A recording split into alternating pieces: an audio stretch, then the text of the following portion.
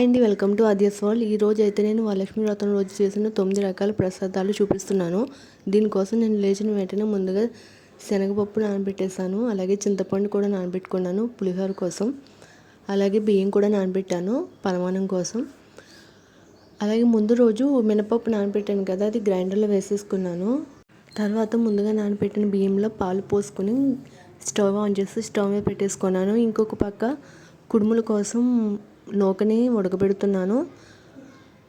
దీనికోసం నేను గ్లాసున్నర వరకు నూకని తీసుకున్నాను.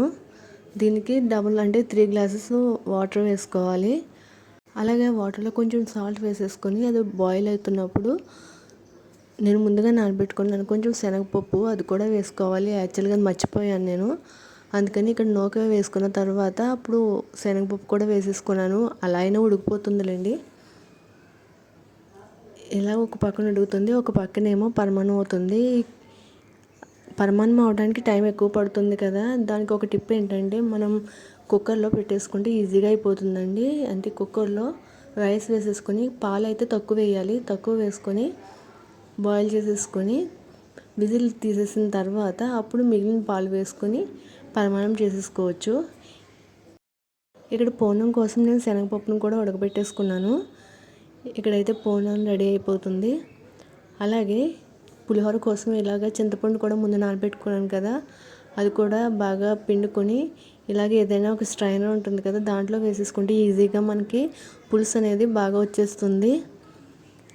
ఇలాగా చింతపండుకి పులిహోర కూడా చేసేసుకోవచ్చు. లేదా అంటే మాకు సింపుల్గా అయిపోవాలంటే నిమ్మకాయ పులిహోర అయితే ఇంకా చాలా ఈజీగా అయిపోతుందండి. అలాగే ఇప్పుడు నేను ఇక్కడ పులిహోర తాలింపు పెట్టేసుకున్నాను. ఇప్పుడు బెల్లం తాలికల కోసం గ్లాసున్నర వరకు వాటర్ తీసుకుంటున్నాను. పిండి అయితే ఒక గ్లాస్కి గ్లాసున్నర వరకు వాటర్ వేసాను.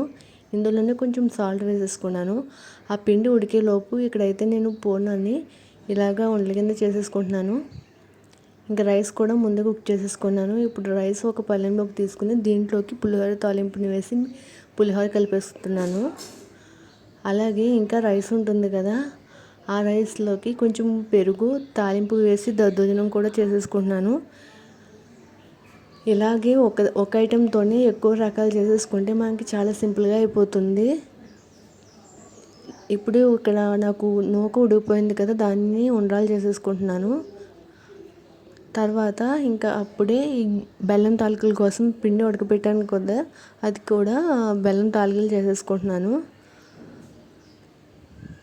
ఇవి మొత్తం అయిపోయిన తర్వాత ఇక్కడ బెల్లం పాకం పెట్టి అందులోకి కొంచెం కొబ్బరి మిక్స్ చేసి తాలికలు అనేవి అందులో వేసేసుకున్నాను. నేను త్వరగా అయిపోయే వంటలే ఎక్కువగా చేస్తూ ఉంటానండి.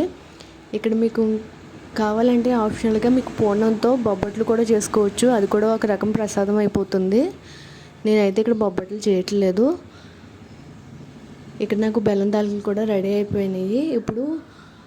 ఇప్పుడు ఒక కళాయిలోకి ఆయిల్ వేసుకుంటున్నాను. ఇప్పుడు డీప్ ఫ్రై ఐటమ్స్ అన్నీ ఒకదాని తర్వాత ఒకసారి చేసేస్తానండి, అలాగైతే ఈజీగా అయిపోతుంది. ఇందాక నేను పిండి గ్రైండ్ చేసాను కదా పూర్ణం కోసం, ఆ పిండిలోనే కొంచెం పచ్చిమిర్చి జీలకర్ర వేసి ఇలాగ పునుకుల కింద వేసేస్తున్నాను. ఇది ఒక రకం ప్రసాదం కింద లెక్క వచ్చేస్తుంది. అలాగే తర్వాత శనగపిండిలో కొంచెం వాటర్ మిక్స్ చేసి వామాకు ఉంటుంది కదా, దాంతో బజ్జీ వేసేస్తున్నాను. నాకు ఒక ఐటెం తక్కువ అయిపోయింది, నాకు సడన్గా ఈ వామాకు గుర్తొచ్చి దాన్ని బజ్జీ కింద వేసేస్తున్నాను. తర్వాత అదే ఆయిల్లో ఇప్పుడు బూరెలు కూడా వేసేసుకుంటున్నాను. ఇలా ఒకదాని తర్వాత ఒకసారి వేసేసుకుంటే మనకి ఈజీగా అయిపోతుంది. తర్వాత ఒక కళాయిలోకి నెయ్యి వేసుకొని అందులోకి జీడిపప్పు కిస్మిస్ వేసుకొని ఫ్రై చేసేసుకుంటున్నాను పరమాన్నానికి. తర్వాత రవ్వ కేసరి కూడా చేస్తాను దానికి. ఇలాంటి స్వీట్ ఐటమ్స్ అన్నిటికీ ఒకసారి ఫ్రై చేసుకుని పక్కన పెట్టేసుకుంటే అన్నిటిలోని కొంచెం కొంచెం వేసేసుకోవచ్చు. ఇక్కడైతే రవ్వ కేసరి చేసేస్తున్నాను.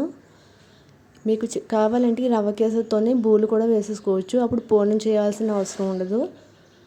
అంతేనండి, ఇంకా నా ప్రసాదాలన్నీ 9 అయిపోయినాయి. ఇంకా అమ్మవారికి నైవేద్యం పెట్టేసి పూజ అయితే కంప్లీట్ చేసేసుకున్నాను.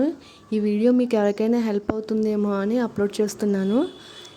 పూజ రోజు కొంతమందికి కుదరకపోవచ్చు, అలాంటి వాళ్ళకి ఎవరికైనా సరే ఈ వీడియో ఉపయోగపడుతుంది అనుకుని ఈ వీడియో అయితే చేస్తున్నాను.